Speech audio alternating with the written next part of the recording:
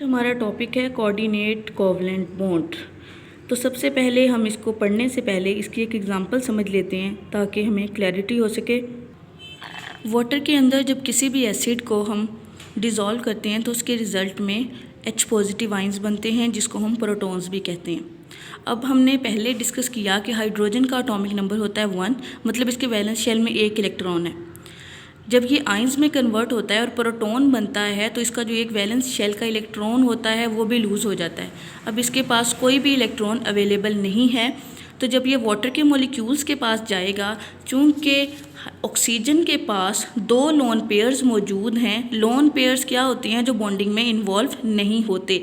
एक ये lone pair है और ये लोन पेयर। ऑक्सीजन के पास वाटर के अंदर 2 लोन पेयर्स अवेलेबल होते हैं। तो ये क्या करता है कि अपना एक लोन पेयर इस पूरे के पूरे लोन पेयर को प्रोटॉन को डोनेट करेगा, जिसके रिज़ल्ट में जो नया बॉन्ड क्रिएट होता है उसको हम कहते हैं कोऑर्डिनेट कोवलेंट बॉन्ड, और इसको हम एरो के साथ रिप्रेजेंट करते हैं। जब कोऑर्डिनेट कोवलेंट बॉन्ड बन जाए तो इस बात को जहन में रखें कि हम कोवलेंट बॉन्ड में और कोऑर्डिनेट कोवलेंट बॉन्ड में डिफ्रेंशिएट नहीं कर सकते, और जो इसके रिज़ल्ट में जो पॉजिटिव चार्ज है वो पूरे के पूरे मॉलिक्यूल के ऊपर डिस्ट्रीब्यूट होता है। अब वो एटम या मॉलिक्यूल जो इलेक्ट्रॉन्स के पेयर को डोनेट कर रहा है उसको कहते हैं डोनर, और जो एक्सेप्ट कर रहा है उसको कहते हैं एक्सेप्टर। और कोऑर्डिनेट कोवलेंट बॉन्ड और कोवलेंट बॉन्ड में ये फ़र्क होता है कि कोवलेंट बॉन्ड में दोनों रिएक्टेंट्स जो होते हैं एक एक इलेक्ट्रॉन डोनेट करते हैं, लेकिन कोऑर्डिनेट कोवलेंट बॉन्ड में सिर्फ एक ही डोनर होता है और दूसरा एक्सेप्टर होता है, और यहाँ पर इलेक्ट्रॉन पेयर की डोनेशन होती है। चलें इसकी रीडिंग करते हैं। सबसे पहले coordinate covalent bond is a type of covalent bond in which the shared electron pair is donated by one atom only। कहता coordinate covalent bond की ही एग्जांपल है, लेकिन इसमें फ़र्क क्या है कि यहाँ पर इलेक्ट्रॉन पेयर की डोनेशन होती है और डोनेशन कौन करता है? सिर्फ एक atom. This bond is formed when a species has an electron pair to donate to another species। ये बॉन्ड तब क्रिएट होगा जब एक डोनर हो और दूसरी स्पीशी अवेलेबल हो जो उसको एक्सेप्ट करने वाली हो। The species which donate the electron pair is called donor, और वो स्पीशी जो इलेक्ट्रॉन को डोनेट करे उसको डोनर कहते हैं।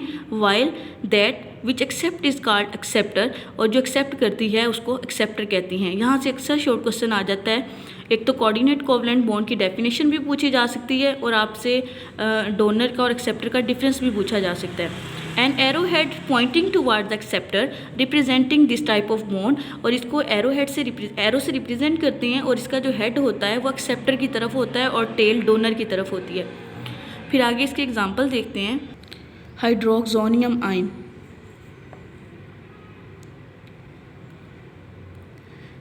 Acid provides proton H positive when dissolve in water. कहता है जब एसिड को पानी के अंदर डिज़ोल्व करें तो वो हमें प्रोटॉन देता है। This proton has an empty outer shell and can accept one of the 2 pairs of electrons present on the oxygen atom in water molecules. चूँकि कहता है इसका शेल बिल्कुल खाली होता है, तो इसको कंप्लीट अपने शेल को करने के लिए 2 इलेक्ट्रॉन्स की ज़रूरत होती है। तो वो 2 इलेक्ट्रॉन्स ये कहाँ से लेता है? वाटर के ऑक्सीजन से, जिसके पास 2 लोन पेयर मौजूद हैं, मतलब 4 वैलेंस शेल 4 इलेक्ट्रॉन्स मौजूद हैं जो कि पेयर्स की शक्ल में हैं, और उसमें से एक लोन पेयर वो ले लेता है। इस तरह प्रोटॉन हमारे पास एक्सेप्टर है और वाटर हमारे पास डोनर है। As a result of this an hydroxonium ion H3O positive is formed, और इसके रिजल्ट में हाइड्रोक्सोनियम आयन प्रोड्यूस होता है।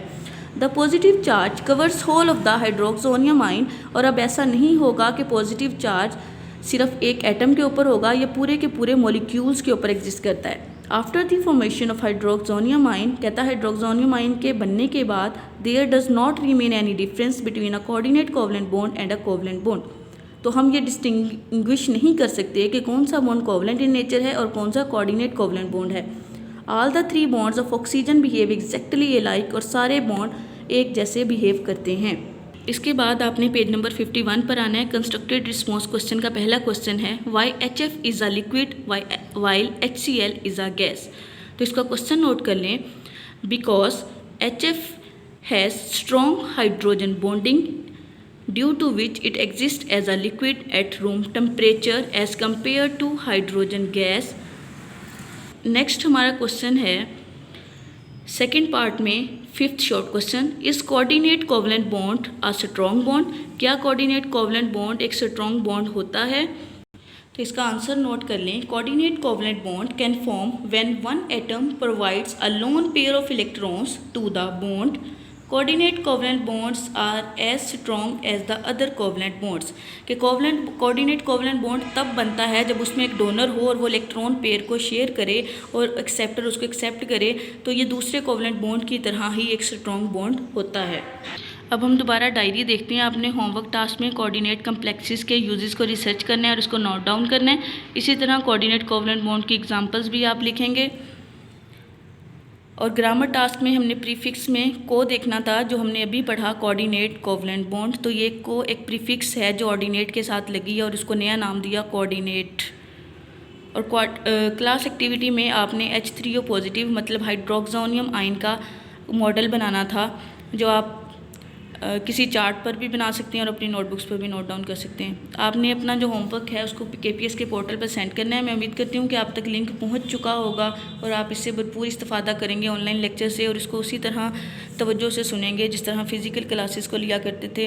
अल्लाह ताला हम सब का हामी व नासिर हो फ़ी अमान अल्लाह।